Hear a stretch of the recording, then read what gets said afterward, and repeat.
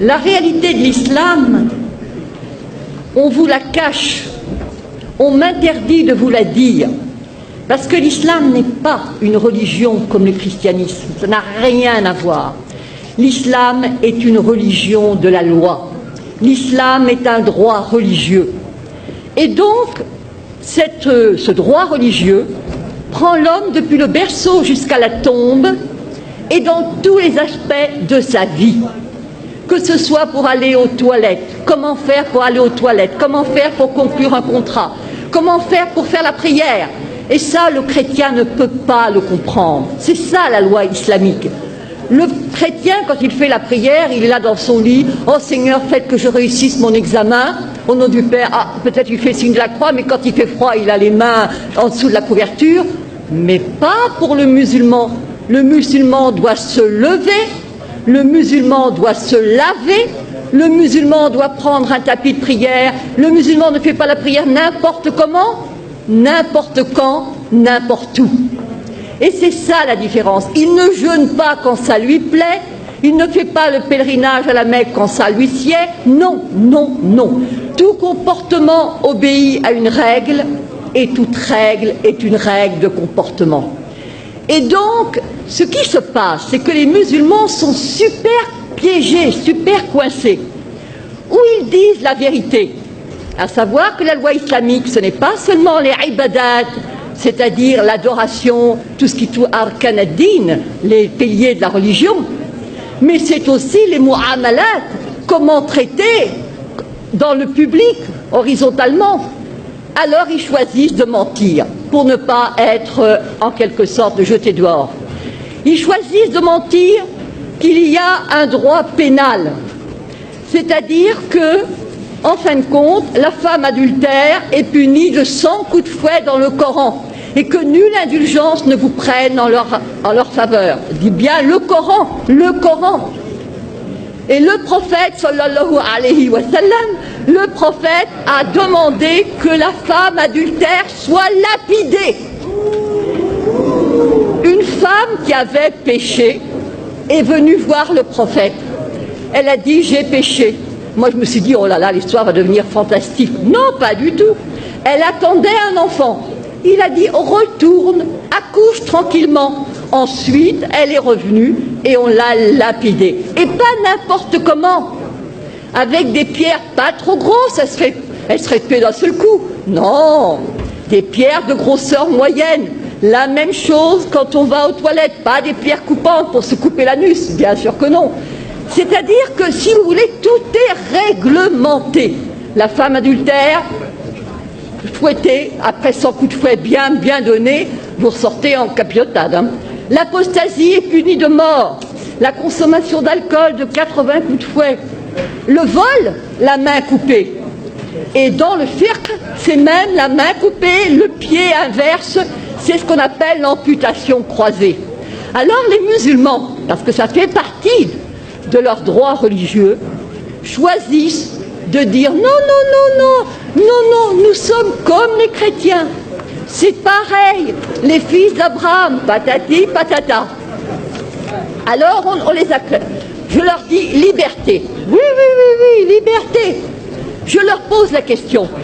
Est-ce que le musulman peut, est-ce que la musulmane peut épouser un non-musulman? Est-ce que le musulman peut se convertir à une autre religion? Est-ce que le musulman peut être athée? Est-ce que le musulman peut être homosexuel? Est-ce que le musulman peut même être célibataire? Car le célibataire est de la pire espèce. Et oui. Est-ce que, pas de monachisme en islam? Alors je ne vous dis pas les curés, les moines, enfin les curés on ne sait pas, mais les moines en tout cas, ils passeraient un mauvais quart d'heure.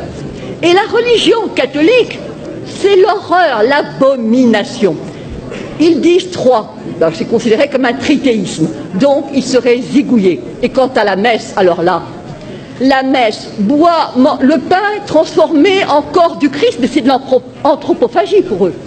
Et boire du vin. C'est-à-dire que tout est quelque chose, horreur, horreur, horreur. ce sont des moushrikoun, des associateurs, et c'est najas. Najas, c'est-à-dire impureté, saleté, cochonnerie. Alors, liberté, laissez-moi rire, il n'y en a pas.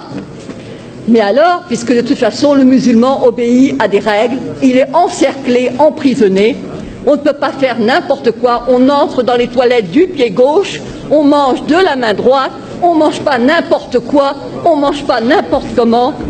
C'est le rôle des fatwas qui vous dit, s'il vous plaît, comment on fait? Et alors évidemment, on vous répond. Alors évidemment, avec l'Internet, ça devient n'importe qui, n'importe quel con peut répondre, mais non, etc. Ça, c'est un changement. L'égalité. Mais bien sûr que nous avons l'égalité.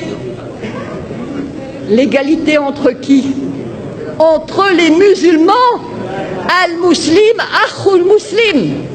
Le musulman est le frère du musulman. Pas le frère du non-musulman. Absolument pas. Absolument pas. Ne prenez pas les juifs et les chrétiens comme alliés. Et enfin, nous avons... Alors là c'est vraiment le must. Vous prenez la sourate 5, Al-Maïda, la table servie. Al-Yahoud. Les Juifs disent la main de Dieu est fermée. Mais non, c'est la leur qui est fermée. Et alors je passe, il est dit, écoutez bien ceci. Et certes, nous avons fait croître parmi eux la rébellion et la mécréance. Nous avons, alors, je dirais, et nous avons fait croître l'inimitié et la rébellion. Nous avons jeté parmi eux la haine jusqu'au jour de la résurrection. Yaoum al-Qiyamah. Vous voyez pour l'affaire d'Israël ce que ça signifie.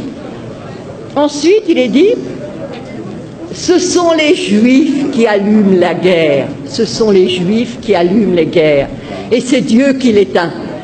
Et rappelez-vous, il y a eu une fatwa, il y avait eu des émeutes en banlieue, et monsieur Malek Chabel, musulman modéré, a écrit, mais il n'y a pas de guerre sainte en islam. C'est-à-dire, il a dit, en fin de compte, ce sont... il a cité de manière très habile que ce n'étaient pas les musulmans qui allument les guerres. Et tous ceux qui connaissaient le Coran ont compris. Parce que c'est sûr. Mais bien sûr que le problème... Alors, je me suis adressée au recteur de la mosquée de Paris, le charmant Dalil Boubaker. Je lui ai dit, comment trouvez-vous la première sourate du Coran? Il a dit, c'est le paternoster chrétien. J'ai envie de lui dire, alors crétin, le paternoster, alors commençons. Au nom de Dieu, le clément, le miséricordieux, etc. C'est toi que nous adorons. Iyyaka na'budu wa iyyaka nasta'in. Ihdina sirat al-mustaqim. Donc guide-nous dans la voie droite. Et alors là commence le suspense. La voie de ceux à qui tu as accordé tes faveurs. Sirat al-ladhin, voilà, an'amta alayhim. Donc c'est la voie de ceux pour lesquels tu as été généreux. Sirat, alors, Ghayr mardoubi alayhim, la voie de ceux contre qui tu n'es pas en colère. Walad dallin, et ceux qui ne sont pas égarés. Alors moi j'avais apporté un commentaire. Pardon. Vous voulez... Non. Donc j'avais apporté un commentaire et j'ai dit devant tout le monde, évidemment, là vous ne comprenez rien, mais il y a le commentaire qui explique et que tous les musulmans pieux connaissent. Alors je regarde. Quels sont ceux à qui Dieu a accordé ses faveurs?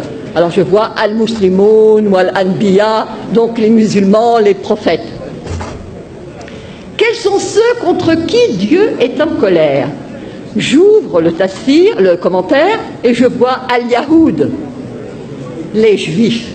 Et ceux qui sont égarés, je regarde et je vois al-Nasara, les chrétiens, les nazaréens.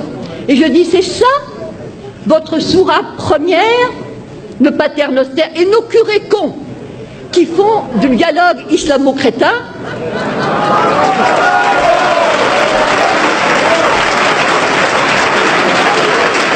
Eh bien, eux, ils croient tout ce qui est dit.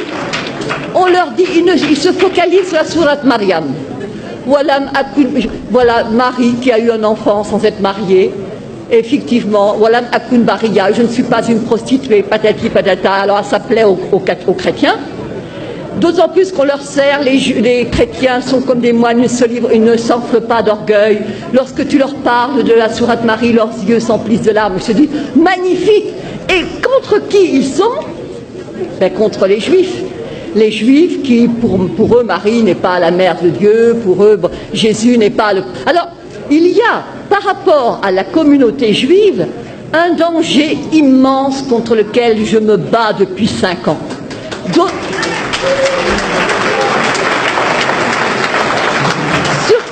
Surtout à cause du problème d'Israël. Les gens qui combattent contre les Israéliens ne sont pas des gens du XXIe siècle. Ce sont des gens qui se rappellent qu'il a été dit qu'au jour du jugement dernier, les Juifs se cacheront derrière une pierre, derrière un arbre, que la pierre elle-même et l'arbre diront, il y a un Juif derrière, tue-le. Alors comment laisser ces non-assistance à peuple en danger? Oui, bien sûr. Donc je dirais, l'islam n'est pas ce qu'on vous enseigne, l'islam n'est pas ce qu'on vous dit. L'islam est dangereux parce qu'il n'y a pas d'égalité, pas de liberté, pas de fraternité, pas de possibilité de s'en sortir.